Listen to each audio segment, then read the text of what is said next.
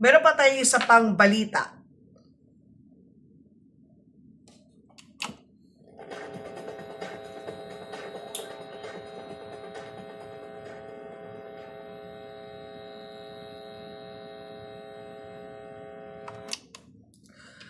Pagdurugo ng gilagid, posibleng maagang babala ng sakit sa bato ayon sa bagong pag-aaral sa Germany. Maaring hindi lamang simple problema sa bibig ang pagdurugo sa gilagid, itong ating gilagid sa loob. Ayon sa isang bagong pag-aaral ng mga mananaliksik sa Germany, maaring itong magsilbing maagang senyales ng chronic kidney disease o CKD o pangmatagalang sakit sa bato ng isang kondisyon na kadalasang hindi kaagad natutukoy dahil halos walang itong sintomas sa unang yugto. Sa isinasagawang pag-aaral na inilathala sa International Journal of Oral Science, sinuri ng mga eksperto ang dental at medical records ng 6,179 katao mula sa Hamburg City Health Study. Isinailalim ang mga kalahok sa masusing pagsusuri sa kanilang gilagid at ngipin. Habang sinukat din ang kalagayan ng kanilang mga bato gamit ang iba't ibang laboratory test. At lumabas sa resulta na 14% lamang ng mga taong may normal na kidney function ang may malubhang sakit sa gilagid. Ngunit sa mga may katamtaman pagbaba ng kidney function, umabot sa mahigit 35% ang may seryosong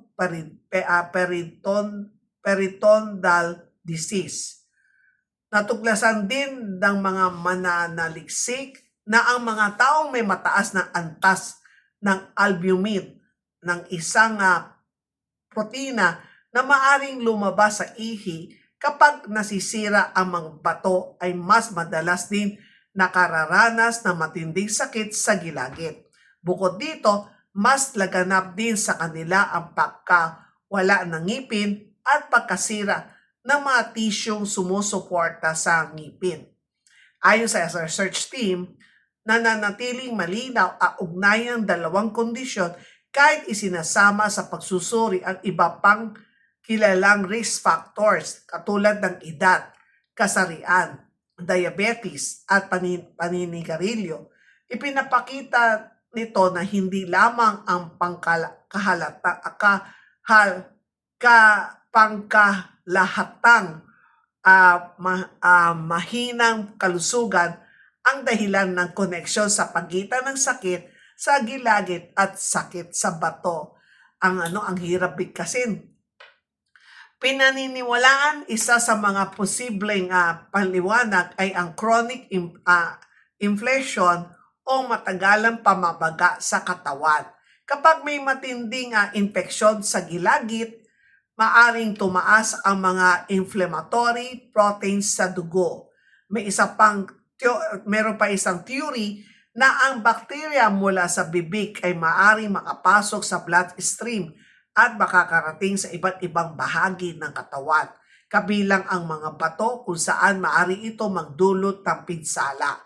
Ipinaliwanag ng isang eksperto na maaring maging mahalagang bintana ang kalusugan ng bibig upang mas maagang matukoy ang mga taong posible may nasisimulang sakit sa bato. Ang CKD ay tinatawag din silent disease dahil madalas itong walang nararamdaman sintomas hanggang sa malubha na ang pinsala sa mga bato. Kapag lumala ang kondisyon, maaring makaranas ang pasyente ng matinding pagkapagod, pamamaga ng paa at bukong-bukong magbula o may halong dugo ang ihi, tuyo at makating balat. Yan ang nakikita ko, yung mga sobrang tuyo at yung makati daw ang mga balat nila.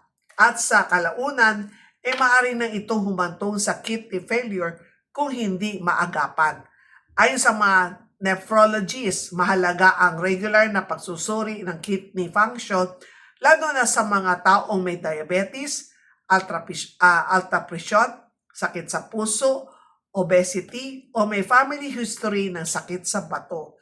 Ang simple blood test para sa creatinine at uric test para sa albumin ay maaring makatulong sa maaga pagtuklas ng CKD. Pinapayuhan din ang mga dentista ang publiko na huwag baliwalain ang madalas ng pagdurugo ng gilagid, pamamangga, mabahong hininga at paggalaw ng mga ngipin dahil maaring senyales ang mga ito ng periodontal disease. Ang regular na pagsisipilyo, paggamit ng dental floss, professional dental cleaning, at pagpapatingin sa dentista kada 6 na buwan ay mahalagang hakbang upang mapanatiling malusog ang bibig at posibleng makatulong din sa pangkalahatang kalusugan ng katawan. Bagamat hindi pa napatutunayan ng pag-aaral na ang sakit sa gilagid mismo ang direktang sanhi ng sakit sa bato, ipinapakita na lumalawag na ebidensya na ang mabuting oral health ay maaring may malaking papel sa pagprotekta hindi lamang sa ngipin sa gilagid, kundi pati na rin sa mahalagang organo kagaya ng mga may sakit sa bato. Alam mo, para sa akin, usually yung mga ayaw, yung mga takot sa dentista, ayaw kapag naririnig nila yung drill ng ng dentist, takot at takot ayaw talaga nila pumunta sa dentist, o takot at takot sila dun sa, syempre yung anesthesia, yung itutusok muna, yan ang karamihan. Alam mo, sa totoo lang, yung mga, kapag hindi ninyo binantayan ang ngipin ninyo, kapag may masakit, o ayaw ninyo pumunta sa dentist, tapos nagtitiis kayo nagtitiis kayo, tapos magte-take kayo ng pain reliever. Katulad noon, meron ako nakausap na siya ay security guard, sabi daw niya wala daw oras para pumunta sa dentista. So ang ginagawa lang daw niya, lagi daw siya nagte-take ng paracetamol. Every time masakit ang ngipin, lagi pain reliever. Hanggang sa nasira ang kanyang bato. Yun ang sabi niya sa akin eh. Sabi ko, anong nangyari sa'yo? Ang bata mo pa, nagda-dialysis ka na. Kasi dati pumunta kasi sa radio station na humihingi ng tulong. And kasi that time, ang PhilHealth that time is 2,650 per session na ang sinasagot ng PhilHealth. Hindi katulad ngayon 6,350. So kulang na kulang ang pera nila. Kaya yun, tinatanong ko sa kanila, bakit ang bata mo pa? Yung nga daw, dahil lagi daw masakit ang kanyang ngipin. And then, meron din pag-aaral na kadalasan, yung mga may cancer, kadalasan, pag tinatanong mo sila, ang una malalaman mo, yung mga ngipin nila, maraming sira. Ayaw nila pumunta sa dentist. Let's say, ayaw nila magpa-root canal kasi doon takot sila. O kaya ayaw nila magpabunot. Pero kadalasan, alam mo, ang number one na takot ay lalaki. Ang babae, mas kasi mga babae ay nanganganak.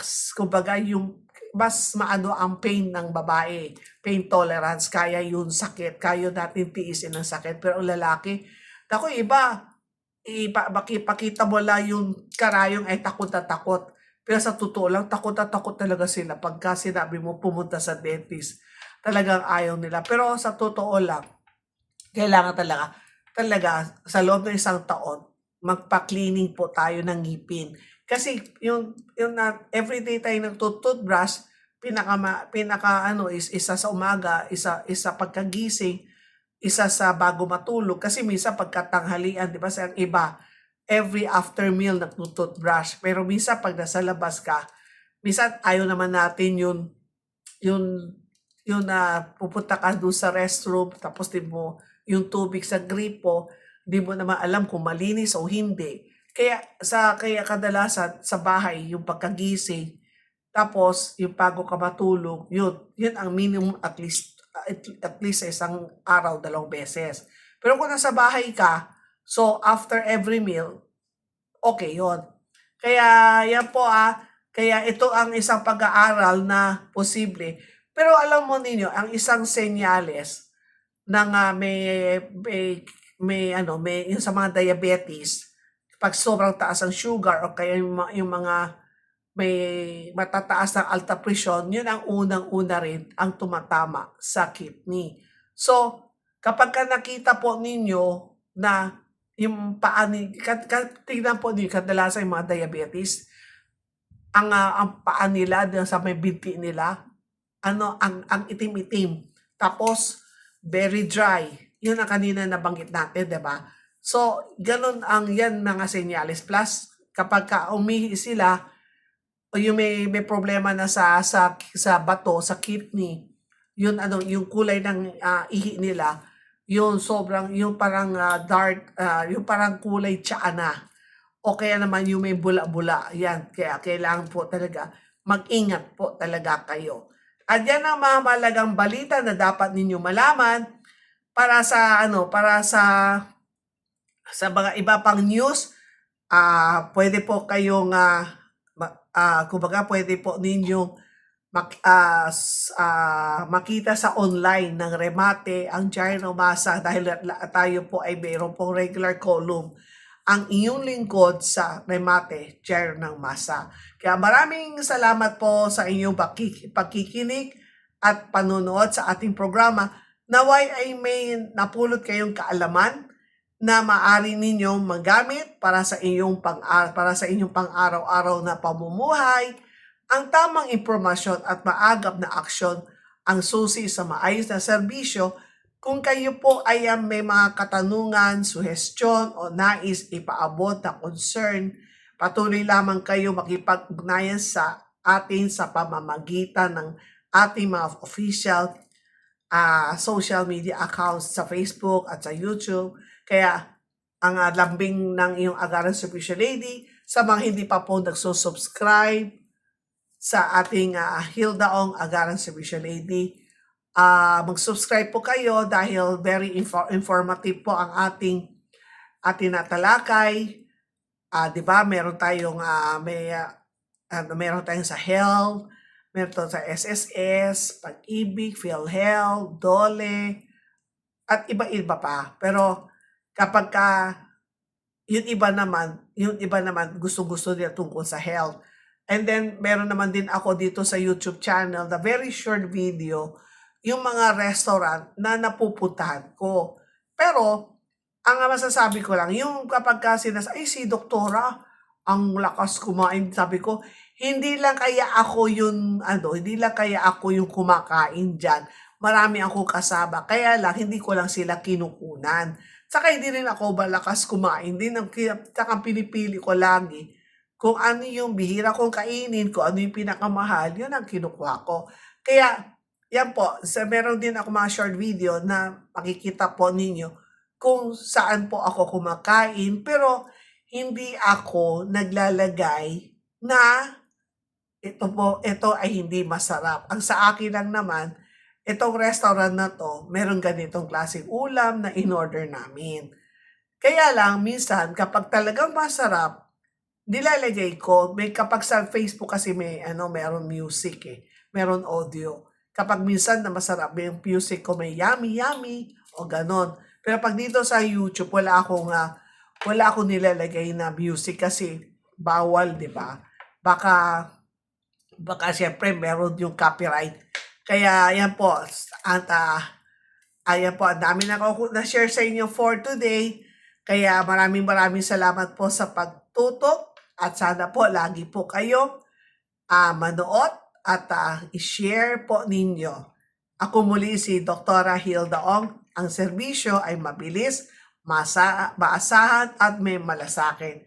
Hanggang sa muli natin pagsasama dito sa Health and Travel at Serbisyo Publiko. Pagpalain tayo lahat ng ating Panginoon. Bye!